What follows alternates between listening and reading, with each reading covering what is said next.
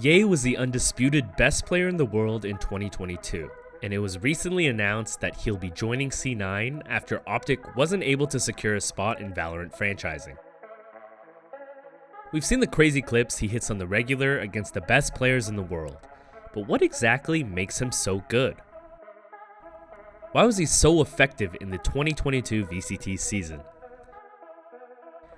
Let's try to answer that question today by breaking down his legendary season with Optic. Yeah, he's still locking down the backside of Yellow. What a headshot. Oh my goodness. Remember, just on the other side, he spots a shoulder, he gets a spam. In the slow field, huge in that regard. Just catches Aspas for free, and then the follow-up makes it so difficult to find another peak. We can see Lex. Alright, so taking a look at Optic's major victories in 2022, I've noticed 3 major areas where Ye clearly excelled over others. Let's talk about them. The first thing I noticed is how Ye switches up his defensive setups more than anyone I've ever seen. This makes it incredibly hard for opponents to find consistency in Optic's setups. They're always in constant fear of running into Ye's op. Now this just implies that Optic was an incredibly complex and adaptable team with a bunch of different setups they could use to move Ye around. In this game against DRX, for example, Ye plays a new spot almost every single defensive round and comes up with early picks or important info in many of them, despite Optic losing the map pretty badly.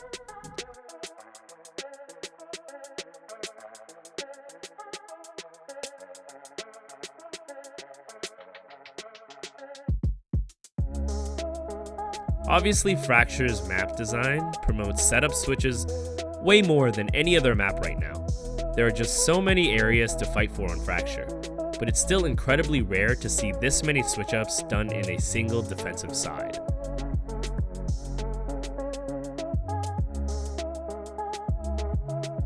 The second thing I noticed is how Ye never gives up important areas for free. He always challenges enemies at the first angle to outduel them for map control, but always knows exactly when to fold when enough utility is used to clear him out. This makes Optic incredibly hard to play against. Teams have to constantly choose at every single angle whether or not to use utility, which Ye can draw out for free with his chamber TP, or take a gunfight against one of the most consistent aimers in the game right now. This is exactly what created suffocating offensive scenarios for Optic's opponents.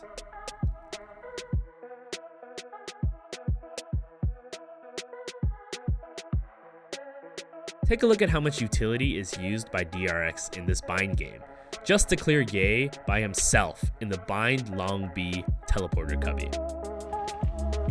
This could be trouble. Still holding that angle, he's sitting on the rendezvous too, so he can get away. Things get a bit problematic. It seems like the spike on the side of DRX is going to rotate that way, actually. A lot of info just gained from the Trailblazer that Crashies, who initially started at B, just put down into bathroom. So Marv not only gets this orb, but he can get information here too. And the space. Here comes a Trailblazer of their own. So yeah, if he can peek past it as RB tries to clear and scale with it, he could get a kill. That's exactly what he does this time. Chooses actually to go for the Trailblazer, the flash and the nade, but he's gotten away. All DRX gain from their utility is long control, which honestly doesn't guarantee anything, while Ye's TP is already recharging. This, paired with my earlier point about Ye's constant setup switching, means teams can never be sure how and when utility should be used. Being overly cautious means that utility could be wasted, and saving utility could mean a pick for Ye.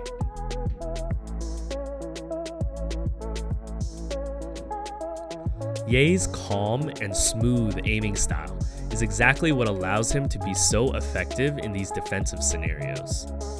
He can hold an angle for a straight minute and still stay focused enough to hit the shot. Which leads into my final point. Ye is one of, if not the best, offensive support opper. He was always placed at the highest percentage angles for enemy peaks during site executions. Optic, of course, had world-class executes, which drew enemies exactly into those angles for him. Victor's amazing entry capabilities, paired with Yay's operator coverage, made Optic's offense incredibly hard to deal with.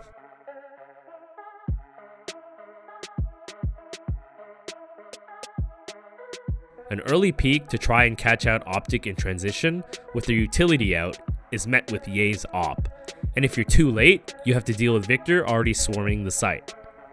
The windows of opportunity become very small to make something happen. Punishment, not quite there. Victor wanted to make the play. Sidestepping it, sees connects. Yay though, putting in so much work. The tether points the angle in an instantaneous trade and play. Now Yay's aiming style is pretty smooth, but his composure during high pressure scenarios is crazy. You rarely see him get surprised even when he gets flanked out of nowhere, and he'll still probably hit that shot. Yay's talent, competitive mindset, and game sense, paired with incredible team synergy from Optic's 2022 squad, made for some awesome matches in the last VCT circuit before franchising. We've already seen a sneak peek of Yay's play with C9 at the Red Bull Homegrounds tournament, and I hope to see him reach even higher heights next year with C9. Having the easiest way forward, you're going to have Hunter's Fury popped as well, but Xana cracks it open. Marv goes down and the trades come out. Yay is on the site now. The key is understanding that every single player has their strengths and focusing on how to maximize those strengths within a team system.